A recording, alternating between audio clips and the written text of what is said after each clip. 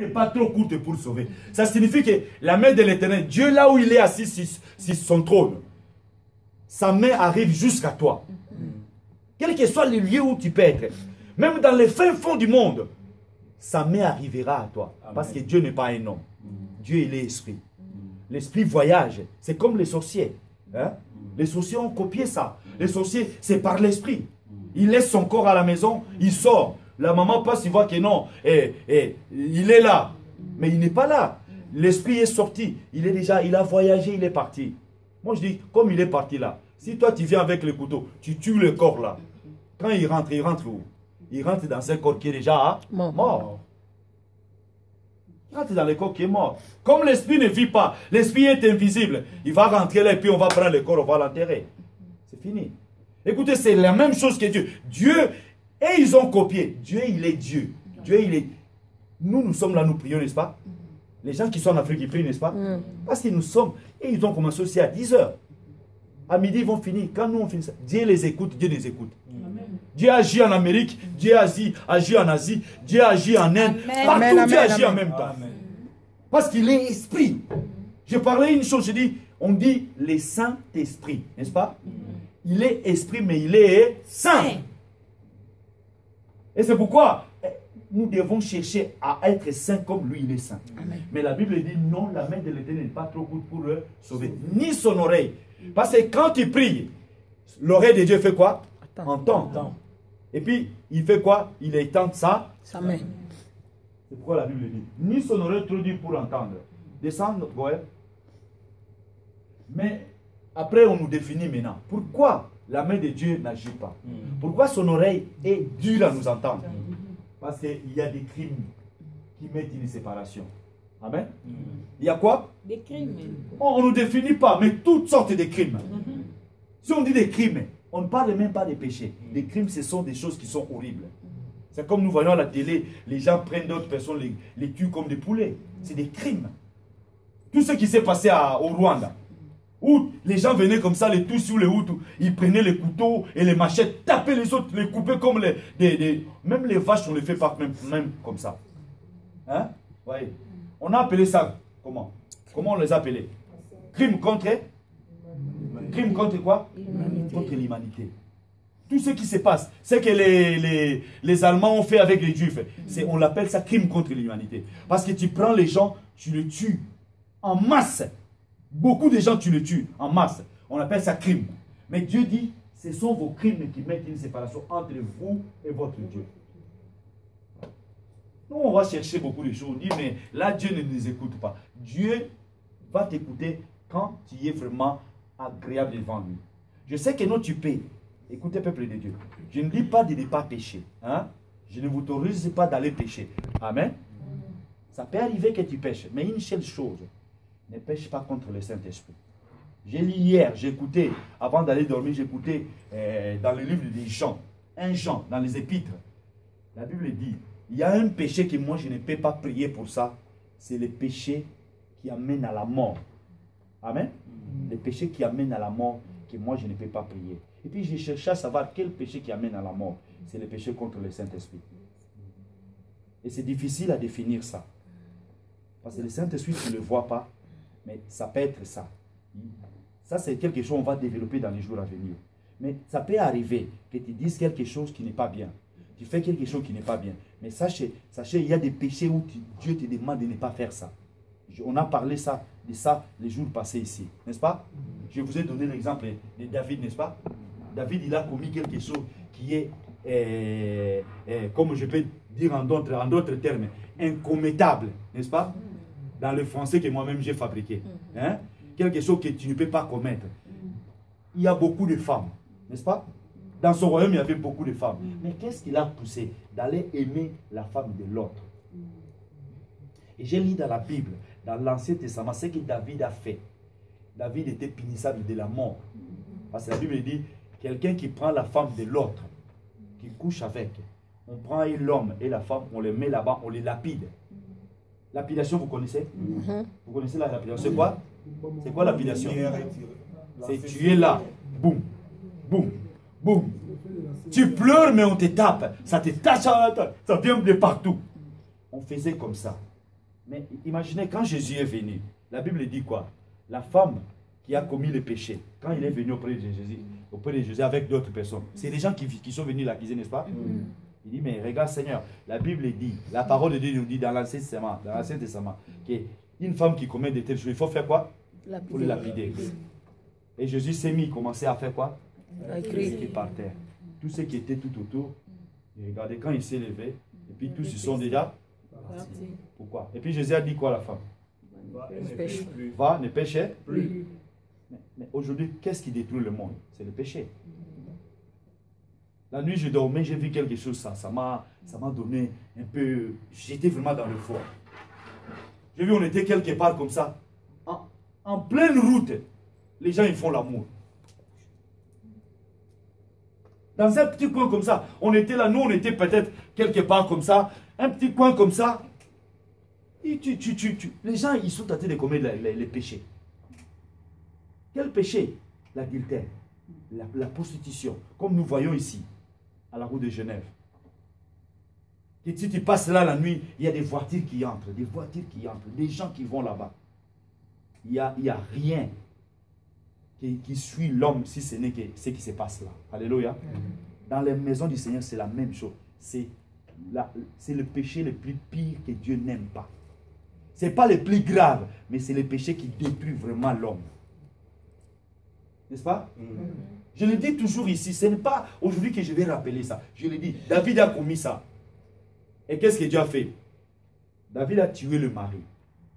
Dieu a tué l'enfant, n'est-ce pas? Alléluia. Amen. David a fait quoi? Il a tué le mari. Mais il a pris la femme de cet homme-là, n'est-ce pas? Mais il n'y avait pas d'autres femmes dans ce pays-là. Il y avait des femmes, il y avait des plus belles aussi. Mais lui, il a vu. Pourquoi?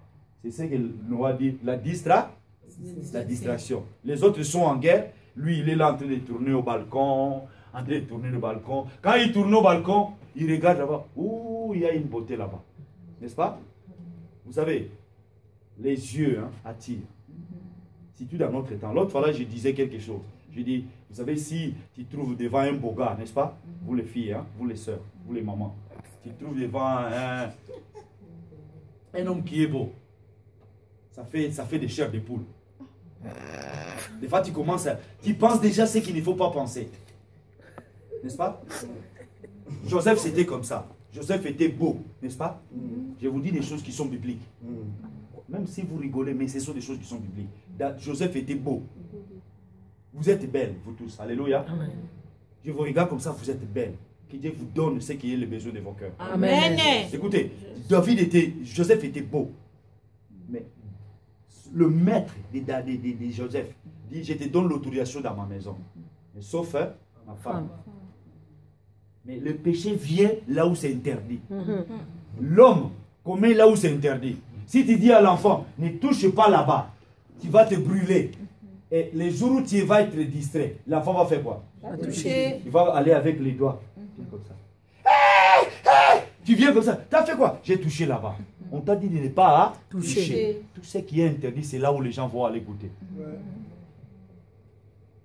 Si tu vas dans des églises où on cache les péchés, ça se passe, c'est dans les silences. L'église d'aujourd'hui est morte parce qu'il cache les choses. Je lis dans la Bible, Paul dit même que non, telle personne, vous devez le livrer à Satan. Je l'ai livré à Satan. Est-ce qu'aujourd'hui vous entendez ça dans les églises? Non. Qu'on prenne une personne comme ça, le livrer à Satan. Si la Bible le parle, moi je suis prêt à livrer quelqu'un à Satan. Même je lis, on dit, on doit le livrer à Satan pour que son corps meure et que son âme soit sauvée. Parce que si c'est un spécialiste des péchés, il commet le péché. Non, moi je vais lever mes mains, Seigneur, je te livre telle personne. Prends-le, Seigneur. S'il veut mourir, qu'il meure. Mais l'essentiel est que son âme soit sauvée. Parce que sinon, s'il reste là, il va créer des catastrophes dans le monde.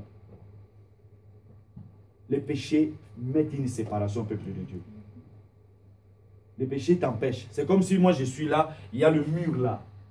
Moi, si je suis derrière, et les enfants étaient de l'autre côté, n'est-ce pas? Les enfants jouaient. Mais nous, on était là. On les entendait passer, crier, n'est-ce pas? Et nos deux enfants étaient là. Ils faisaient des va-et-vient. Mais on les entendait, mais on ne les voyait pas. C'est la même chose. Il y a le mur qui nous empêche que Dieu nous entende, que Dieu nous voie.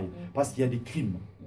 il y a nos péchés, il y a nos fautes qui empêchent. Mais ce sont vos crimes qui mettent une séparation. La séparation, c'est ça, entre vous et votre Dieu. Et ce sont vos péchés qui vous cachent sa face. Alléluia. Amen. Nous avons besoin de voir la face de Dieu. Mais nos péchés à nous l'empêchent de nous écouter. L'empêche que nous puissions voir la face de Dieu. Et si, je vous dis, si tu vis cette vie, cherche, répands-toi devant le Seigneur. Alléluia. Amen. Écoutez, il y a quelque chose que j'ai lu dans le livre des gens. Disons dans le livre des gens. L'histoire de l'aveugle. Écoutez ce que l'aveugle dit. Jean 9. Le temps est avancé. Il ne va pas prendre beaucoup de temps. On va s'arrêter d'ici quelques minutes et puis on va continuer prochainement. Jean 9.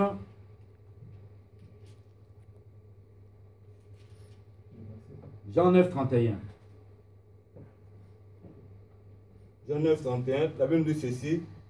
Nous savons que Dieu n'exauce point les pécheurs, mais si quelqu'un l'honore et fait sa volonté, il exauce.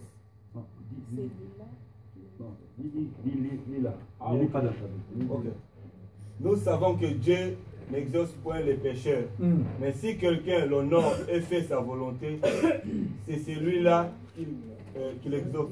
Alléluia. Amen. C'est celui-là qui fait quoi? Qui l'exauce. Là, on parle de Jésus. Là, on parle de Jésus. Jésus avec l'homme aveugle. Ça, c'est l'homme aveugle qui dit. Ce n'est pas Jésus qui dit peuple de Dieu. Si vous lisez cette histoire, vous commencez au début, vous allez voir, au début, on parle guérison d'un aveugle né. Il est né aveugle. Jésus l'a guéri. Et puis, les pharisiens s'approchent. Commencent à dire non, il ne faut pas glorifier le Seigneur. Parce que c'est comme ça. Les gens commençaient à dire, les gens pensaient, c'est le péché de ses parents qui ont fait que cet homme puisse être né aveugle. Mais Jésus dit, c'était pour la gloire du Seigneur. Amen. Alléluia. Peut-être ton problème qui t'arrive aujourd'hui, c'est pour la gloire du Seigneur. Pour qu'un jour tu dises, oui, moi j'ai vécu comme ça. Hier, j'ai parlé avec ces frères-là. Je vous dis une chose, peuple de Dieu. Hier, quand il m'a révélé, je le voyais se promener. Il évangélisait, mais il n'avait pas de papier. Alléluia. Amen. Alléluia. Amen. Il évangélisait. Hier, lui-même, il m'a dit, il dit, papa, je me promenais avec les seigneurs, mais sans papier. Mais je suis étonné de voir aujourd'hui, il est marié. Il a une succès. Moi je dis, mais moi je donne l'exemple à mon église par rapport à toi. Amen. Tu n'es pas là, mais quand je te vois, je dis voilà, ça c'est un frère. Je dis qu'il faut suivre l'exemple. Vous savez pourquoi? Parce que c'est quelqu'un dans son cœur, il y avait la crainte de Dieu. Amen. Si tu vis la crainte de Dieu, Dieu te gardera. Amen. Quand tu viens aller comme ça, Dieu sait que non, devant, il y a un danger. C'est comme quand on a quitté ici la nuit. En descendant comme ça, juste au juratoire ici, il y avait la police. Ils avaient quelqu'un. Vous voyez ce que Dieu fait? Parce qu'il y avait, on avait encore le noir qui était dedans. Nous tous, les 5, on était de noir. Quand ils voient comme ça, ils vont directement vous faire arrêter. Stop. Ils ne vont pas demander seulement à moi le papier, ils vont demander à tout le monde.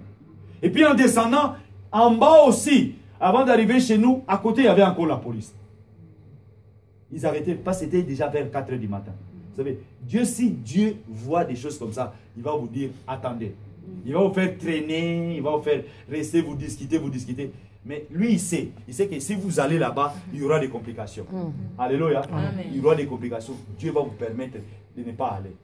Et surtout si tu marches avec Dieu, Dieu va te dire, va comme ça, fais comme ça. Parce que Dieu sait. Alléluia. Amen. Mais si tu ne vis pas selon Dieu, Dieu va te laisser d'aller bêtement. De toute façon, quand tu arrives là-bas, bonjour monsieur, bonjour madame, dans les papiers, tu n'as pas de papiers, ils vont te compliquer. Laisse-toi conduire par le Seigneur. Amen. Et Dieu, tu verras la victoire de Dieu. Laisse-toi conduire par le Seigneur. La Bible dit, cet homme était aveugle, né. Mais les pharisiens étaient toujours là pour mettre des problèmes. Il dit, mais moi, c'est cet homme-là qui m'a guéri. Mais il dit, non, c'est pas cet homme-là. Il y avait et puis lui, c'était encouragé. Il faut être découragé, décourageuse. Il dit, mais est-ce que c'est moi qui étais aveugle? Et c'est moi qui vous dis que c'est Jésus-là qui m'a guéri. Mais pourquoi vous voulez? Est-ce que vous voulez être aussi des disciples? Il dit, allez, il commence à les chasser. Il dit, écoutez, moi, c'est que moi je sais. Si quelqu'un honore Dieu, Dieu l'exauce. Amen. Vous avez compris? Ça, c'est l'aveugle qui dit. Il dit, si quelqu'un honore Dieu, honorer Dieu, c'est quoi? C'est avec ta vie. Honorer Dieu avec tout ce que tu possèdes. Tu dis, oui, Seigneur, moi, comme je suis là, moi, je suis à toi, toi, tu es à moi. Toi, tu es à moi, je suis à toi. Je t'honore. La Bible dit comme ça. Et puis, l'homme dit, nous savons que Dieu n'exauce pas les pécheurs. Ça, c'est l'aveugle qui était aveugle. Il est né aveugle, il grandissait aveugle. Il dit, nous savons que Dieu n'exauce pas les pécheurs. Mais si quelqu'un, parmi ces quelqu'un-là, tu peux te mettre. Alléluia. Amen. Si moi, je l'honore et je fais sa volonté, Dieu va m'exaucer. Amen. Dieu va m'exaucer. Mais si moi je ne fais pas sa volonté, même si je suis serviteur de Dieu, je veux me tromper, je prie, mais ma prière c'est l'abomination devant le Seigneur. Amen. Ne vous trompez pas, dire voilà, hein, lui parce qu'il est pasteur, s'il pêche, c'est exception. Devant Dieu, c'est pas exception. C'est pire encore. Parce que moi, je dois être modèle pour vous. N'est-ce pas? Amen. Moi, si je commence à faire ce qu'il faut pas faire, vous allez faire aussi. Oui. Et tu viens comme ça, tu vois. Mais des fois, moi, j'écris aussi. Hein. Si je vois quelque chose, même dans mon travail, si je vois que tu commences à être Judas pour moi, il ne faut pas jouer avec lui, avec des conneries. Moi, dans mon travail, je suis comme ça. Et puis après, je vais venir, excuse-moi. Hein? Amen. Vous avez compris? Parce que ça, c'est le lieu de travail. Hein? Dans le lieu de travail, où on t'écrase, où tu dois t'écraser. Un point, un trait. Parce qu'il y a des gens qui sont là. Moi, je parlais avec lui. Moi, je leur dis clairement. Parce que dans le travail, c'est comme ça. Si je me laisse écraser, on risque de me mettre à la porte. Après beaucoup des années, l'autre, il te joue le jeu. Allez, pars. Tu vas et puis tu pars. Il y a un des Africains partis de chez nous comme ça. Hein. Vous avez compris? Je peux gronder, je peux crier, je peux faire. Mais je ne pêche pas devant les seigneurs. Mais je te dis la vérité à haute voix. Je dis, ne joue pas avec moi. Moi, si je remarque quelque chose, je laisse passer. Après, je le fais. Et moi, je l'ai fait aussi avec un petit comme mon fils. Vous qui travaillez, faites attention. Faites attention. Et puis après, il y a du respect, les chefs venaient. Ça va? Il me demandait, hein? Ça va? Moi, je dis oui. Moi, je dis ce qu'il fallait dire. Mais maintenant, je parle avec lui. Chose comme ça. Il faut honorer Dieu, même dans notre vie. Je suis au travail par ma présence. Et vendredi, j'étais quelque part avec Noé, n'est-ce pas? Ce sont des gens que je ne connais pas. Mais mon collègue là, il dit, non, pasteur, est-ce que tu peux venir bénir un couple? Moi, je dis où? Où? À Tivoli, dans la salle de Tivoli ici. J'étais là. C'est l'homme, il est de Venezuela, la femme, il est de Santo Domingo, quelque chose comme ça. Ou d'Argentine, comme ça. On était là, moi j'étais, c'est des Espagnols, des Espagnols là, ils parlaient. Et puis ils m'ont appelé. Toute la salle était silence. Noé était là, il a même apprécié. Il dit, une petite fête, mais bien.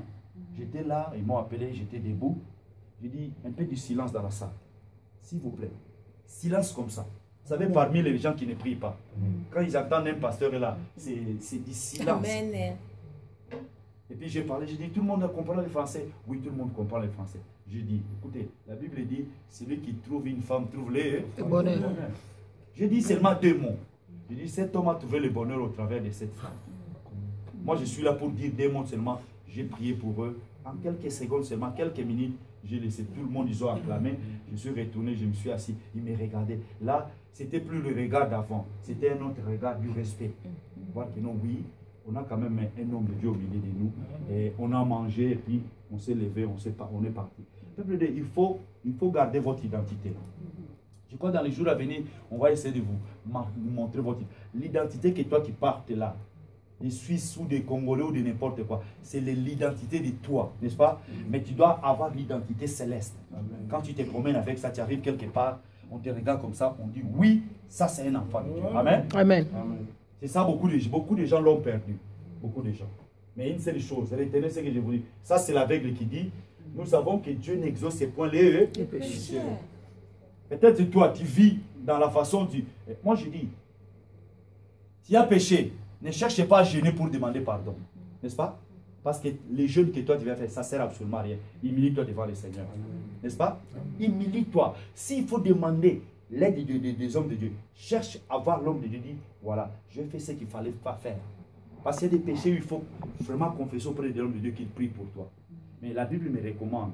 Il y a des péchés. Écoutez, on va terminer par là, on va lire ça. Dans le livre de Jean. Épître de Jean 5. 1 Jean 5. Et puis on va terminer par là. Jean 5. 16. Jean. Verset, commence le verset 14 jusqu'à 16. La Bible nous dit ceci. Nous avons auprès de lui cette assurance que si nous demandons quelque chose selon sa volonté, il nous écoute. Voilà. Et si nous savons qu'il nous écoute, nous savons que nous possédons la chose que nous lui avons demandée, quelle que soit. Verset 16. Si quelqu'un voit son frère commettre un péché qui ne mène point à la mort, qu'il prie et Dieu donnera la vie à ses frères.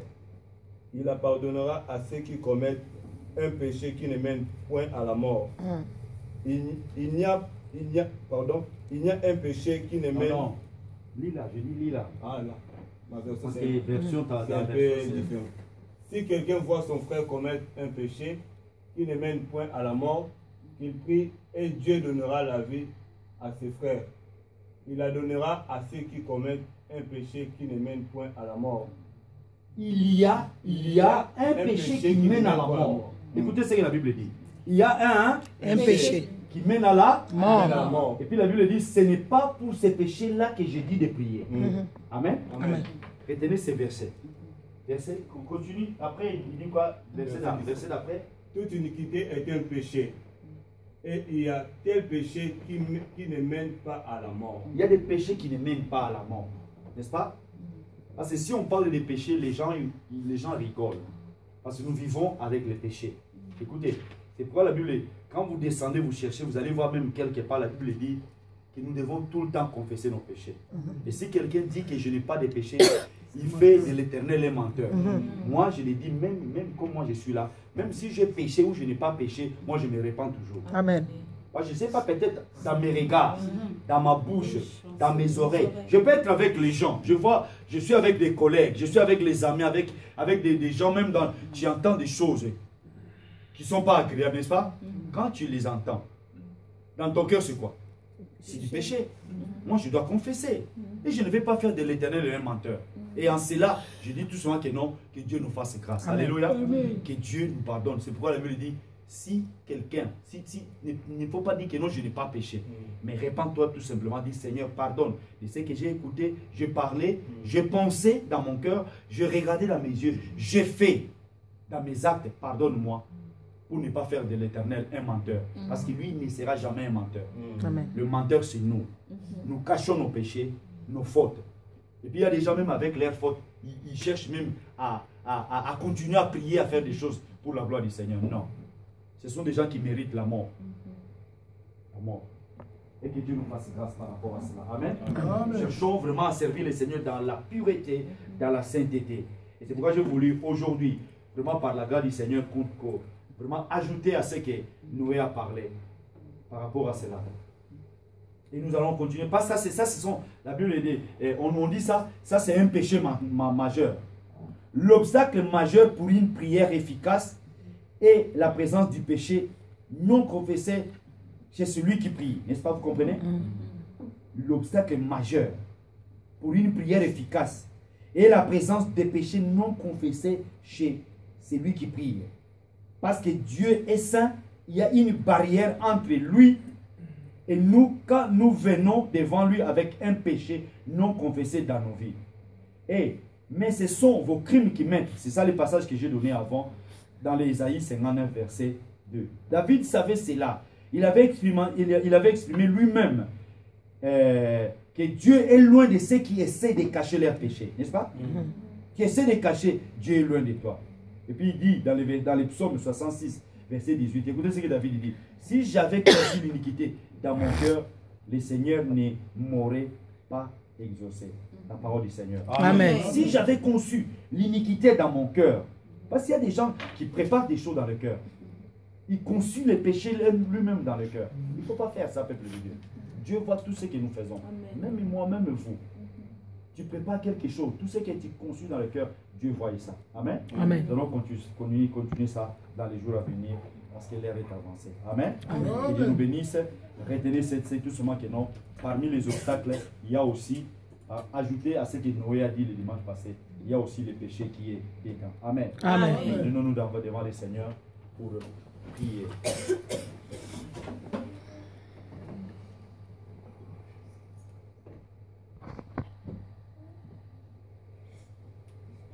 Levons-nous s'il vous plaît.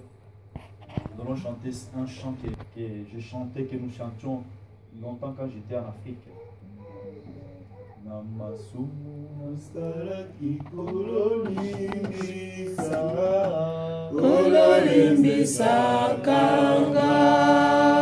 français, ça signifie tout souvent avec le péché que j'ai commis. Seigneur, pardonne-moi, pardonne mes péchés.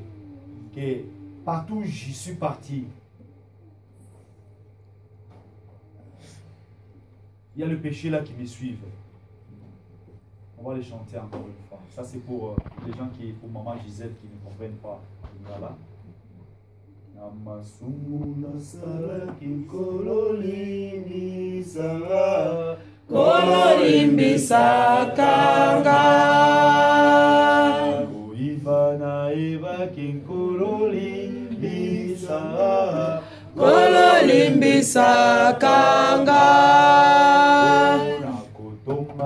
Tonga ki papa limbisanga Kolo limbisakanga na ekobo na sala ki kolo limbisanga Kolo Yesu bipai na kei molili kaka masumu nanga semikumba lero na misenjeli kolo limbisakanga bipai na kei molili kaka masumu nanga semikumba lero na misenjeli kolo limbisakanga. Si quelqu'un peut traduire ça pour maman Gisèle, comme ça, qu'on soit tous ensemble unis dans cet esprit. Parce que la Bible dit, partout où je suis parti, mes péchés c'est mes fardeaux. Qui m'amène dans le ténèbre, qui me cache ta face. Que Dieu me pardonne de mes péchés, de mes mensonges, de mes vols, de mes critiques, de tout ce que je fais, de mes adultères, de tout ce de mes convoitises, de tout ce qui est mal. Que Dieu me pardonne. Tu connais ce que toi tu as fait. Mais ma prière ce matin, mon frère, ma soeur, et l'église, que tous ensemble nous puissions nous repentir. La Bible dit, si mon peuple sur qui est invoqué mon nom s'humilie, humilions-nous devant le Seigneur et confesse leurs péchés, se détournent du mal, du haut des cieux, les exaucerai. Notre combat dans notre communauté, c'est le péché qui empêche que l'œuvre du Seigneur puisse aller de l'avant. C'est le péché qui empêche que la communauté puisse avancer. Moi, je demande tout simplement que nous puissions tous ensemble crier au Seigneur en ce moment. Lève ta voix devant le Seigneur, prie au nom de Jésus.